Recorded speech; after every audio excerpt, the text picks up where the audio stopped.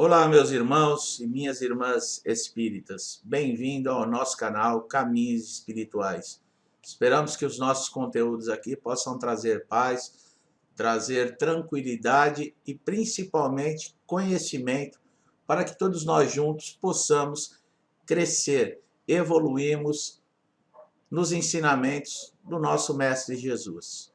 Vamos tentar aqui esclarecer, tá? Como aprendiz também da doutrina, eu não me coloco aqui como um professor, mas sim como um participante do Evangelho de Jesus. Então nós vamos falar sobre a reencarnação que fortalece os laços de família. Vamos começar aqui com o nosso texto do Evangelho segundo o Espiritismo.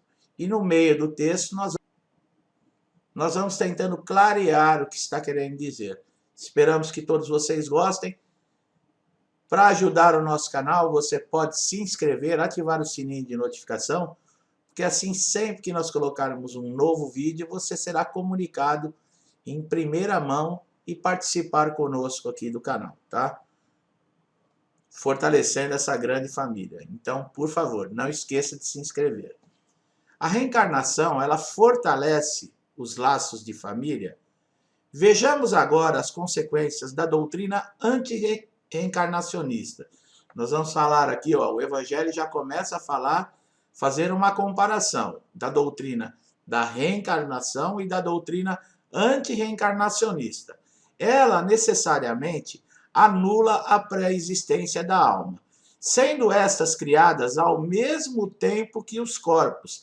Nenhum laço anterior há entre elas, que nesse caso serão completamente estranhas umas às outras. Olha aí, a doutrina antirreencarnacionista, para ela, corpo e espírito são uma coisa só. O corpo e a mente são uma coisa só, não existindo nenhum tipo de laço. Seria uma única existência. E os laços, por exemplo, de antipatia.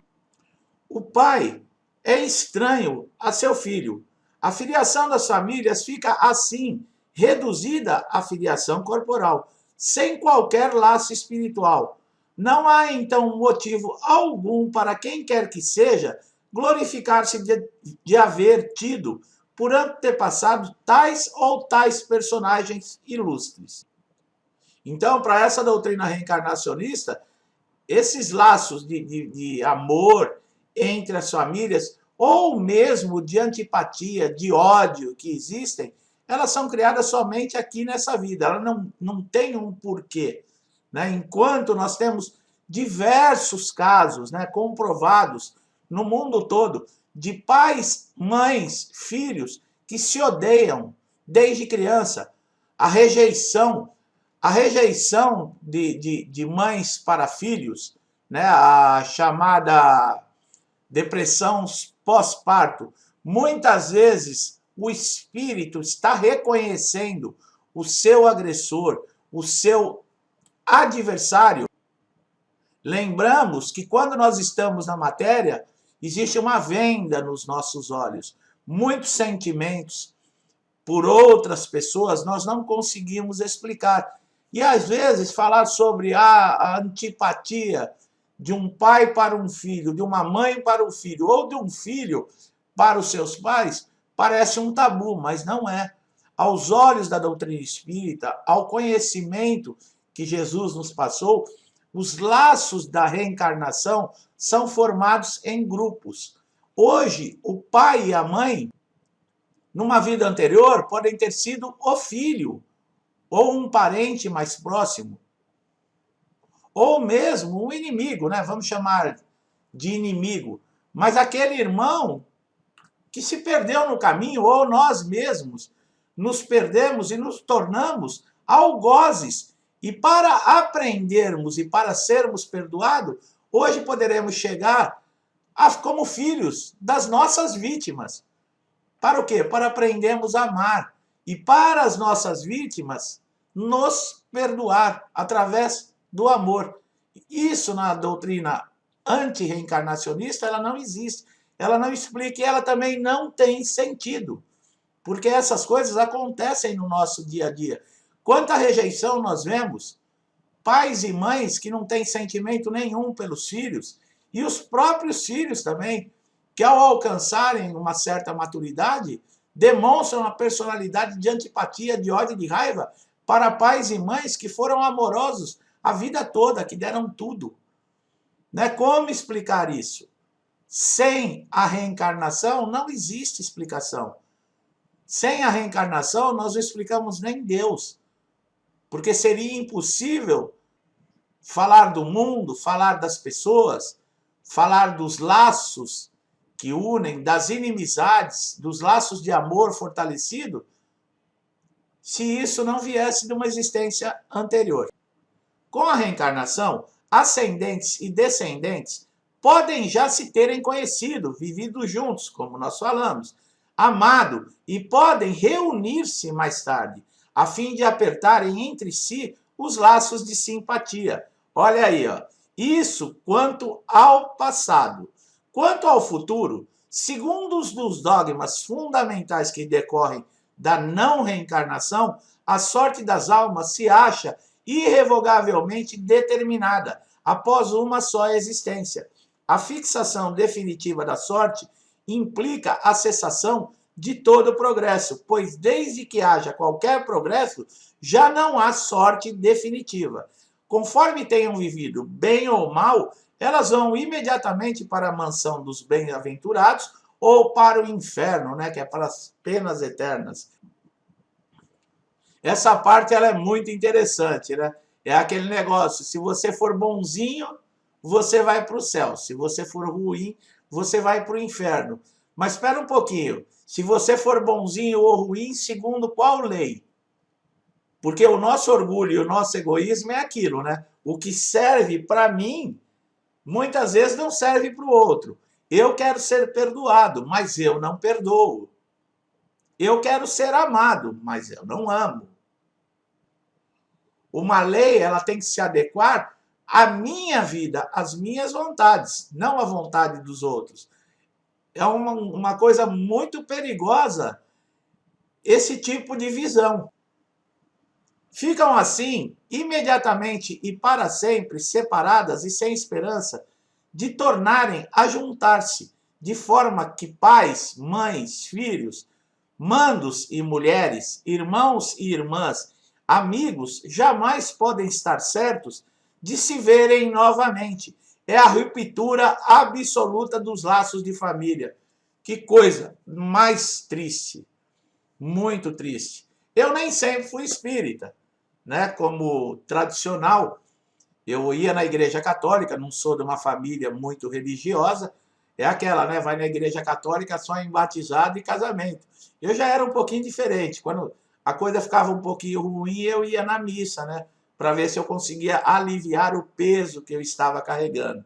Porque lembremos, as leis do nosso Criador, as leis de Deus, elas já estão em nós. Não precisa ninguém nos ensinar. Tanto é que uma criança, quando ela vai fazer uma arte, ela primeiro olha se os pais estão vendo, quando os pais não estão vendo, aí é que ele faz a arte. Quer dizer, ele sabe que está fazendo errado, mesmo pequeno. Por quê? Porque a lei já está com ele, né? Desde a sua criação, Deus já colocou ali, né, a gotinha do certo e do errado. Nós sabemos quando nós estamos agindo de forma correta ou não. Então, aquele ditado que tem, quanto menos eu saber, menos eu estou comprometido, ele não vale. Porque mesmo que você não comungue, por exemplo, de qualquer religiosidade, mesmo que você não seja um frequentador, mesmo que você se diga ateu, dentro de você está as leis de Deus. E cada vez que você a profanar, que você as contrariar, você sofre as consequências. Todos nós somos assim, tá? A reencarnação e o progresso a que dá lugar, todos os que se amarem tornam a encontrar-se na terra e no espaço, e juntos gravitam para Deus. Olha que coisa mais tranquilizadora. Aqueles que nós amamos não morrem, apenas voltaram para casa antes de nós. Mas nós vamos nos reencontrar. Os laços, os nossos laços, não são materiais. Os nossos laços são espirituais, são eternos. Se alguns fraquejam no caminho, esses retardam o seu adiantamento e a sua felicidade, mas não há para eles perda de toda a esperança. Ajudados, encorajados e amparados pelos que os amam, um dia sairão do lodaçal em que se enterraram. Com a reencarnação, finalmente, a perpétua solidariedade entre os encarnados e desencarnados, e daí o estreitamento dos laços de afeição. Isso quer dizer o quê? Que eu acabei de falar, mesmo aqueles que se negam a aceitar, mesmo aqueles que dizem que não querem saber, não é por causa disso que eles estão livres dessa lei natural, reencarnação.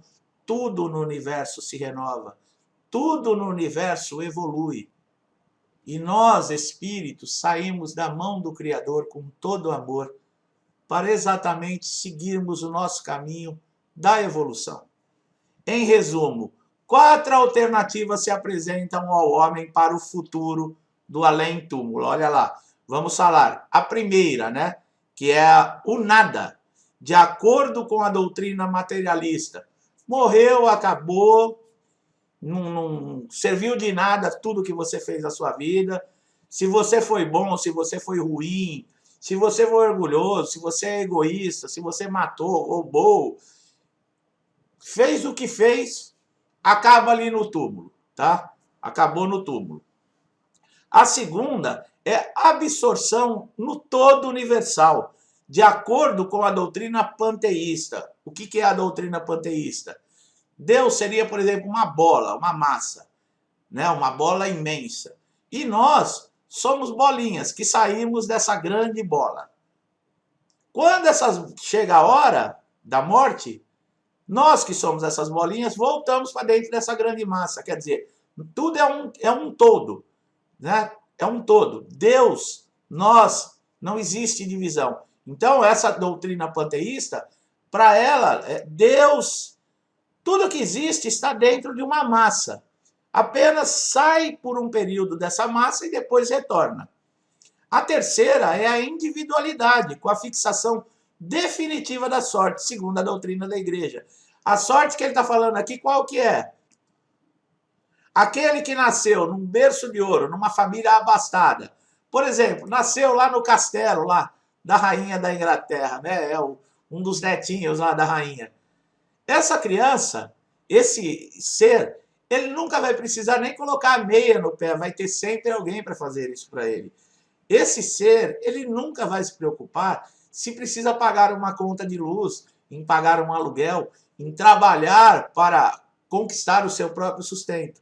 Só que, inverso, existem aqueles que nasceram na favela, em famílias que colocam pedra dentro de água e fervem para dar gosto, porque não tem o que comer, comem sopa de papelão. Ou então, nasce numa família de traficantes, onde o pai é bandido, a mãe é bandido, vive no mundo da criminalidade. E vocês já perceberam que muitos que foram criados em ambiente como esse são pessoas que não entraram nessa vida de deslizes, de crime. São pessoas trabalhadoras que lutaram, conseguiram até diploma universitário com luta. Olha aí, a doutrina da igreja coloca isso como sorte, né? A quarta é a individualidade com a progressão indefinida, conforme a doutrina espírita. Segundo as duas primeiras, os laços de família se rompem por ocasião da morte e nenhuma esperança resta às almas de se encontrarem no futuro. Com a terceira, há para elas a possibilidade de se tornarem a ver, desde que sigam para a mesma região, olha lá, ou para o céu ou para o inferno, que tanto pode ser o inferno como o paraíso. Com a pluralidade das existências, em separado da progressão gradativa, a certeza na continuidade das relações entre os que se amaram, é isso o que constitui a verdadeira família. Então, meus irmãos e minhas irmãs, deu para ver aqui e explicar um pouco, né, segundo o Evangelho, segundo o Espiritismo, tá? Não sou eu que estou falando, tá aqui. Já perceberam isso? Que os nossos maiores desafetos, as nossas maiores antipatias, As pessoas que mais amamos e as que mais odiamos encontram-se dentro da nossa família. Muitas vezes nós nos damos muito melhor com um amigo do que com o nosso próprio irmão de sangue. Se nós fôssemos seguir a doutrina materialista, é uma vida só, a antipatia entre irmãos, desde criança, como eu falei, entre pai e mãe, entre filhos, entre os filhos para os pais, é uma coisa que não tem explicação. Né? Ou então, se nós fizermos todo parte de um todo, nós viemos fazer o quê aqui? Passar uma colônia de férias? Lembrando, a Terra para nós é a escola. Nós estamos na fase da transição planetária, onde a Terra vai deixar de ser um planeta de prova e expiação, passar a ser um mundo regenerador. Não quer dizer que tudo vai ser flores, mas aqueles que estiverem habitando esse planeta quando se tornar regenerador, serão pessoas mais voltadas ao bem, mais voltadas ao amor. Hoje, nós estamos vivendo um período muito difícil, um período muito assustador, um período onde o suicídio tem aumentado, o divórcio tem aumentado, a agressividade está sendo colocada à prova, as pessoas estão perdendo a esperança. Mas isso não quer dizer que o mundo está acabando, ao contrário. É necessário, todos nós passarmos por isso. É como se Deus estivesse falando, ó, eu vou demolir essa casa e vou construir uma muito melhor. Se você quiser ficar aí dentro, a partir de agora vai ter que aprender a conviver. Se não for por bem, vai ser de alguma maneira dolorida. E nós estamos vendo a transformação. A Terra, quando era um mundo primitivo, né? Vamos colocar na época dos dinossauros, o que aconteceu com o planeta? Foi atingido por um meteoro. Houve a extinção dos dinossauros, quer dizer, uma nova fase para a Terra. A Terra já teve a era do gelo, a era do fogo, a época dos dinossauros. Hoje tem a época dos humanos, né, dos animais, né, do reino vegetal, animal. Mas nós, humanos, que somos espíritos encarnados, tudo o que aconteceu antes foi para preparar esse planeta para nos receber. E nós estamos vindo gradativamente, evoluindo. Basta olhar, quando Jesus esteve aqui conosco, como era o mundo e como está hoje. Agora crescemos em muita coisa, né? Na tecnologia, a expectativa de vida aumentou, a preocupação com o corpo, ela deve existir, mas hoje ela está exagerada, exacerbada, né? As pessoas parecem que estão deixando de se preocuparem uma com as outras e dando mais atenção, ou tratando animais como gente. Isso tudo mostra o desequilíbrio que nós estamos vivendo. E esse vírus tão ruim, ele chegou e ele fez o que com o mundo? Sem dar um tiro, sem explodir uma bomba. Colocou todas as famílias dentro de casa. Tirou todo mundo da rua. Quem não tinha tempo para olhar para o filho, para brincar com o filho, para jogar um videogame com o filho, para sentar à mesa, para fazer uma reunião, uma refeição em família, arrumou tempo. O vírus trouxe tudo isso de volta, vocês perceberam? Só que, ao mesmo tempo, as pessoas revelaram aquilo de pior. Né? Os espíritos colocaram para fora aquelas reencarnações passadas da agressividade, da guerra, da violência. Muitos deles, né, que ainda tem muito vivo dentro de si ainda, né, lá no seu íntimo, vieram à tona essas reações.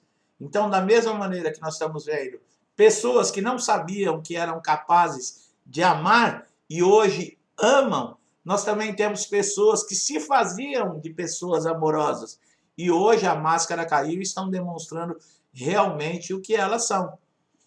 Bom, eu espero que esse texto tenha sido muito produtivo. Os meus comentários não são leis, não, viu? Como eu falei, eu também sou um estudante.